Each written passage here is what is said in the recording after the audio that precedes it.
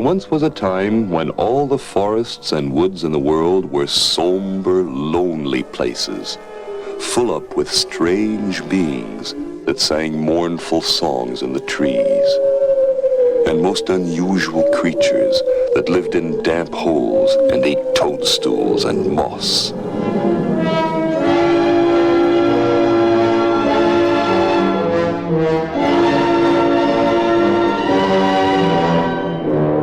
In those days, there were no paths or trails to help you find your way. Even if it were in the middle of the afternoon and the sun was shining brightly, it was common for deep parts of the forests to be as black as the darkest night.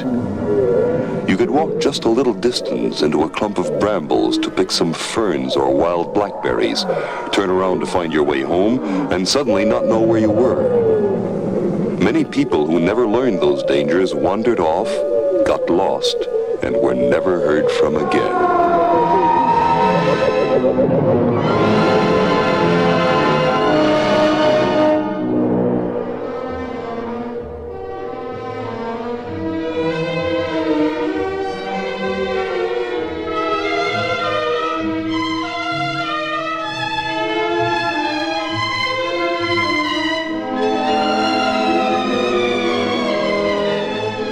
It was near just such a forest that a family of woodcutters lived. The father was a huge man, as tall as a giraffe, with strong hands for holding the enormous axe he used to cut down trees. But his wife was a thin bone of a woman, mean to her children, and always complaining that there was never enough food for them all to eat. We'll absolutely perish with starvation unless there's more food in the markets to bring into this miserable cottage. Or unless there are fewer mouths to feed. It would be one thing if we could eat branches and twigs or roofs and doorknobs, but we can't, and that's all there is to it. Something better be done, husband. Something better be done. Something better be done, husband. Something better be done.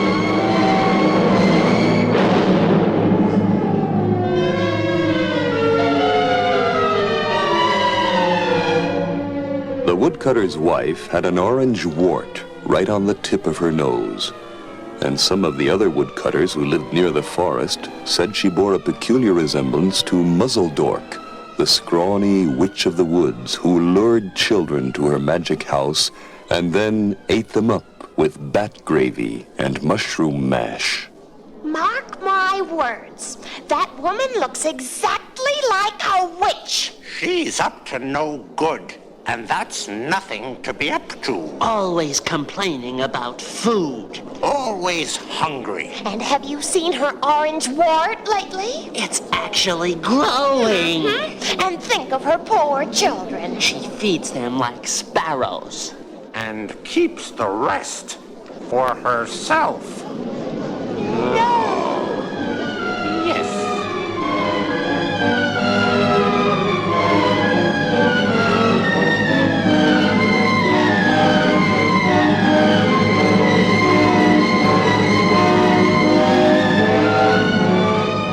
The woodcutter and his wife had two beautiful children called Hansel and Gretel. They were twins, a boy and a girl, each with black hair and green eyes, and each with a special red cape that their father had made for them out of his old woodcutting jacket. But it was true that they never had enough to eat, and although they seldom complained, they were very thin, and it was a long time since their cheeks had been rosy.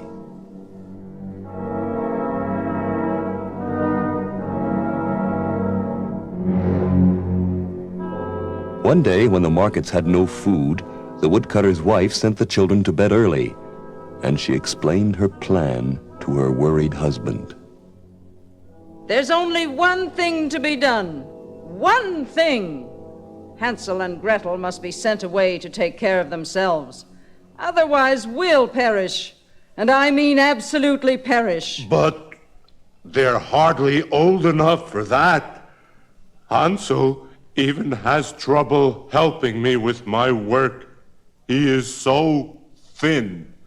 And Gretel barely has the strength to carry water from the well. How can you possibly expect to feed those two little brats when there's practically nothing here for ourselves? Then we'll do without food and give what there is to the children. They're growing. Who, me? Go without food? Ha! Double ha! Triple ha! Something better be done, husband. Something better be done. Upstairs in their small bedroom, the children had been unable to sleep because it was so early. And since their mother was talking so loudly, they heard every word. Gretel, do you really think they'll send us away? Where could they send us, Hansel? There's only the forest. And they'd never be that cruel. There are bad things in the forest. They'd sing mournful songs in the trees. And live on toadstools and moss. Oh, Hansel, don't even talk about it. Gretel, you're right. Good night.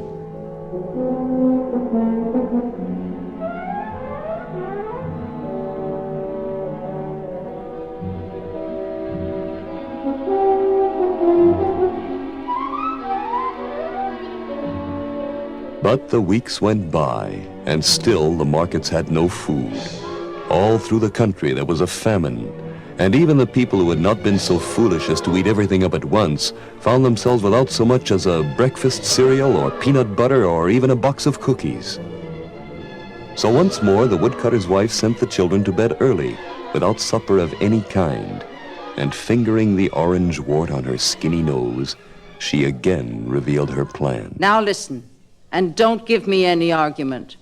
Tomorrow morning we'll take the children into the deepest part of the forest, since you know the way from all your tree chopping. We'll light a fire, give them each a bread crust or something, and pretend to go off looking for new trees to cut down. You mean we'll leave them there? Alone? Well, not exactly alone. There are always the creatures and beings to keep them company. And anyway, we'll be rid of them. But they're our children.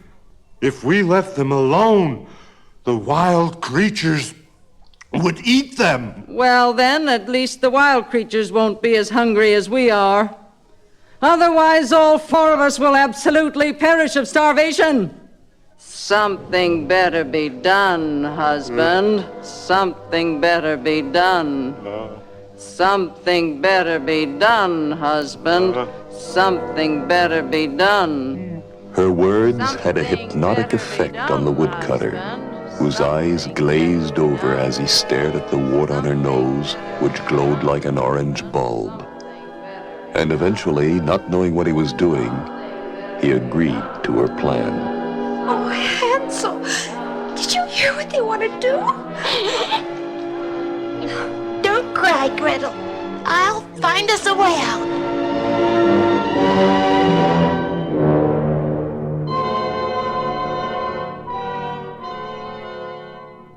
When the entire house was silent and the lamps were out, and only the crickets could be heard in the night, Hansel got out of bed, put on his red cape, and climbed down the drain pipe from outside their small bedroom window. The moon was shining brightly, and the white pebbles around the house were as bright as peppermint candies. He wandered about, picking up as many pebbles as he could hold, stuffing them into all his pockets, and then he climbed back upstairs again. Hansel! Oh, where have you been, Hansel? It's one thing to be scared about tomorrow together, but alone it's awful. Now I told you not to worry. Everything's gonna be fine. And tomorrow night, instead of being in some dark, scary place, we're gonna be right back here in bed. Good night.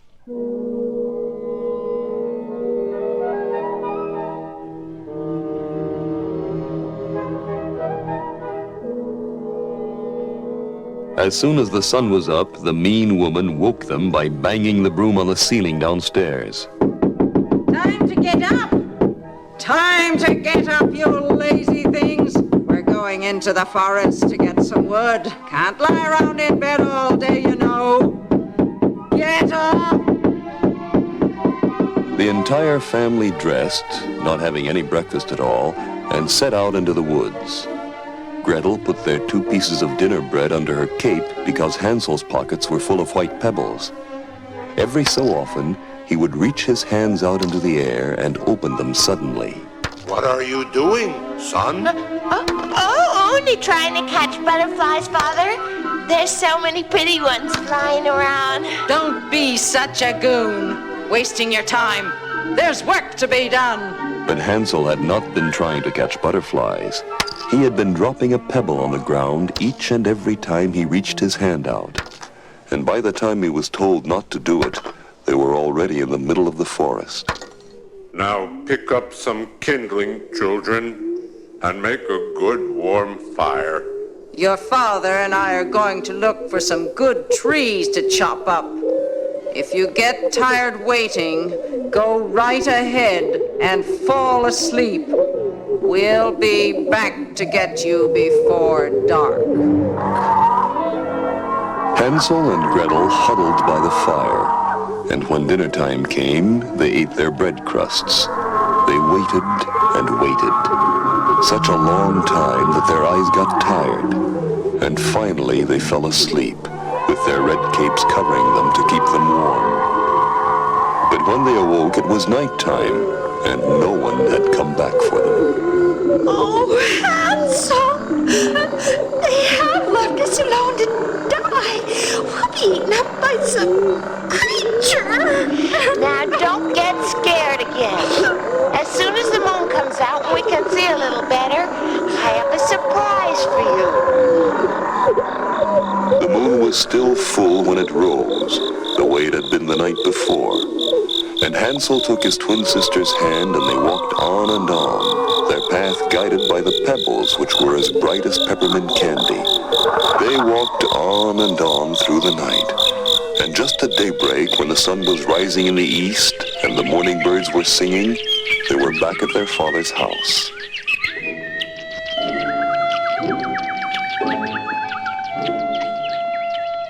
They knocked at the door. When the woman opened it, she was shocked to see them still alive. But she pretended it had all been their fault. You bad, lazy things! Why are you sleeping so long in the forest? We thought you weren't coming back anymore. Get inside! But their father was happy because the spell had worn off. And he threw his arms around them, saying that everything was still all right.